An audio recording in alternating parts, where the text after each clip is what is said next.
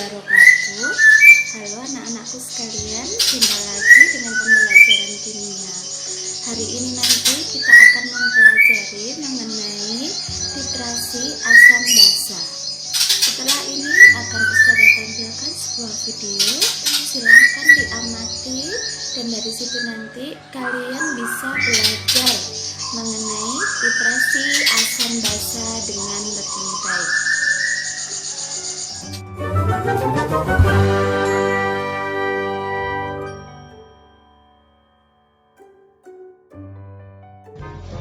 Hai, kita ketemu lagi. Hari ini kita akan membahas titrasi.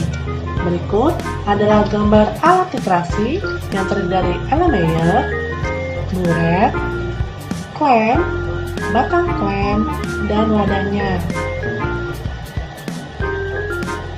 Ada HCl di dalam labu elemen, itu disebut titrat, dan ada NaOH di dalam buret, itu disebut titrat. Titrasi adalah penetraan asam basa yang menggunakan alat buret. Tadi sudah disebutkan, yang di bawah disebut titrat dan yang di buret disebut titrat. Jangan lupa ya, dan kita bisa menggunakan indikator yang dipilih sesuai dengan tentang pH, HCl, dan NaOH. Berikut pertanyaannya dan kita akan mencoba menjawab. pH awal titrat yang mana adalah HCl adalah pH saat NaOH berlebih, maka pH menjadi pH saat NaOH dan HCl habis bereaksi, maka dan indikator yang digunakan titrasi ini adalah mengapa menggunakan titrasi? Titrasi itu adalah metode yang dapat digunakan untuk mengukur suatu konsentrasi atau kadar. Dan mengapa harus menggunakan buret? Karena dibandingkan pipet tetes, pipet gondok, maka buret memiliki ketetean yang lebih kecil. Serta itu, di dalam buret ada keran yang dapat mengatur kecepatan untuk memberikan NaOH sebagai titrat. Serta, kita ingin mengatur kecepatan besar atau kecil. Ketika warna sudah mulai berubah di HCl, maka kita harus mengecilkan volumenya sehingga setiap tetesnya dapat terukur di dalam buret. Kemudian, dalam volume NaOH yang sudah diketahui dan volume HCl serta konsentrasinya kita juga sudah ketahui, sehingga kita bisa tahu konsentrasi NaOH atau HCl. Mari kita coba jawab. pH awal titrasi yang HCl adalah asam, benar.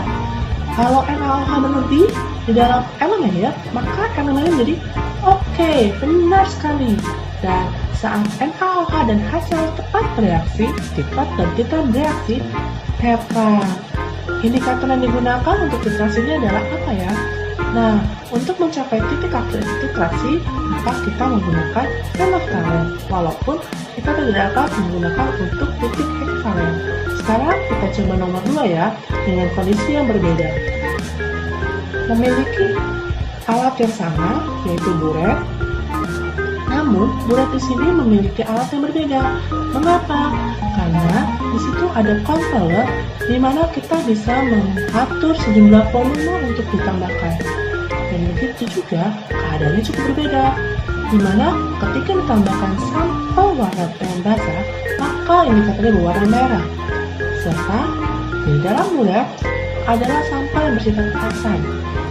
Bagaimana jika titrasi ini digunakan berbeda dengan contoh soal sebelumnya? Apakah pH yang dihasilkan akan sama? Mari kita coba menjawab pertanyaan berikut. Indikator merah, maka kita bisa tahu itu fenol merah. Saat basah ditambahkan menjadi merah.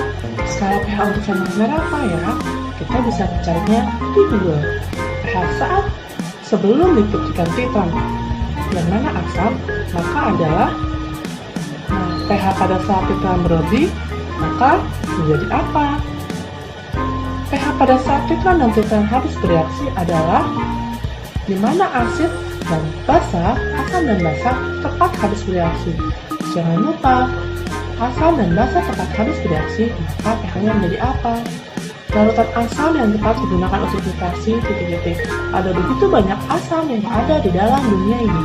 Tapi di dalam soal adalah asam kuat. Lebih spesifik ya, ada asam kuat, ada H2SO4, ada HCl, ada HNO3, dan begitu banyak lainnya. Kamu bisa pilih salah satunya. Begitu juga larutan basa yang tepat. Dengan basa lemah. Basa lemah itu apa ya? Nah, yang paling terkenal apa ya yang biasa digunakan untuk percobaan titrasi? Mari sekarang kita coba jawab. Oke, kamu sudah cari di Google skala pH untuk canvas merah adalah? Ya, benar. pH-nya 0,4 sampai 8,0. Oh, berarti basa lemah sampai nanti asam. Oke, ketika titrannya sebelum diberikan, maka basah karena sampel awal adalah basah. Bagaimana saat asamnya berlebih? Oke, benar sekali, pH menjadi asam. Dan saat asam dan basah tepat harus bereaksi. Wow, kamu keren sekali. Larutan asam yang tepat yang digunakan untuk titrasi. Saya bisa tebak, kamu gunakan apa? Pasti HCl kan? Ini sering sekali kita gunakan. Begitu juga larutan basa yang sering kita gunakan dan dapat mudah untuk ditemukan adalah NH3 atau kita kenal sebagai amonia.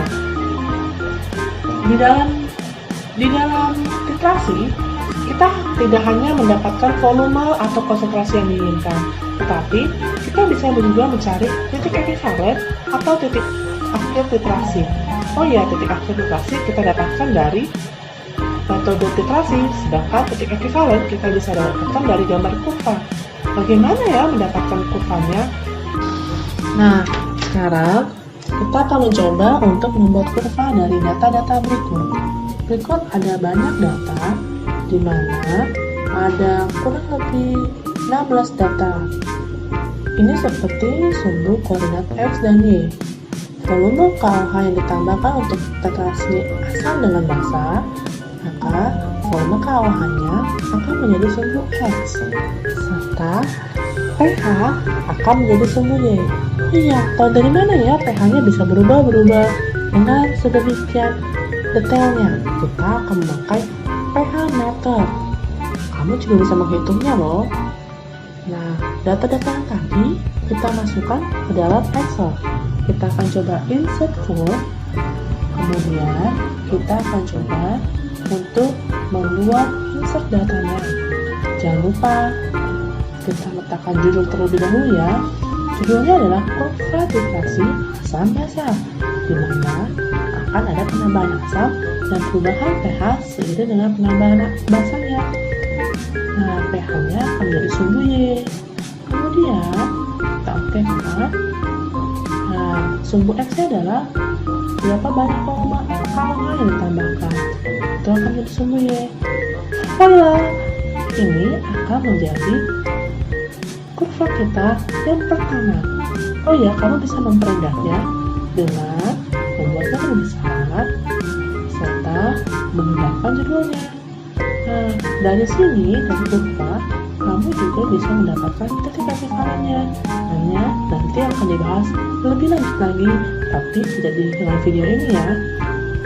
Nah, mari kita coba lihat bagaimana kalau kita diberikan kurva yang sudah jadi. Apakah kita bisa menebaknya? Kamu lihat di ujung sebelah ini bahwa ada 0. 0 itu adalah pH di bawah 7, yaitu asam. Asam kuat ya, biasanya yang bisa menggunakan 0. Dan ada pH 14 ppm terakhirnya, maka basa kuat. Jadi, kurva titrasinya adalah kurva asam kuat ditambah dengan basa kuat. Bagaimana dengan kurva yang lain? Kamu lihat, ada pH awal 3 dan pH akhir adalah kurang lebih 12 sampai 14. Oke, pH 3 adalah asam lemah biasanya pada umumnya. pH 12 sampai 14 adalah pH basa kuat. Jadi, kurvanya adalah asam lemah dengan basa kuat. Yeay, kita benar. Oke, sekarang kurva terakhir ya. Kamu lihat, pH awalnya adalah pH 11. Oh ya, 11 itu apa ya? Oke, kamu benar, basa lemah. Dan pH terakhir adalah 2 sampai 0. Berarti asam kuat. Jadi, kurvanya adalah kurva titrasi antara basa lemah dengan asam kuat. Yeay, lagi-lagi kamu benar. Oke, sekarang kita review apa itu titrasi. Titrasi adalah suatu metode di mana dapat digunakan untuk mengukur konsentrasi atau kadar suatu sampel. Contoh, kita bisa mengukur apakah benar kalau suatu sampel asam cuka benar-benar 25% sesuai dengan di botol. Yang kedua, siapa saja yang bisa menggunakan titrasi? Tentunya tidak sembarangan orang ya. Ini adalah orang-orang yang sudah pernah berlatih di dalam laboratorium. Oke, jadi hanya di dalam laboratorium. Dan kapan? Ketika kita memerlukan dan jika ada sampel yang memang butuh diteliti. Kemudian bagaimana menggunakan titrasi? Kita sudah pelajari sebelumnya ya.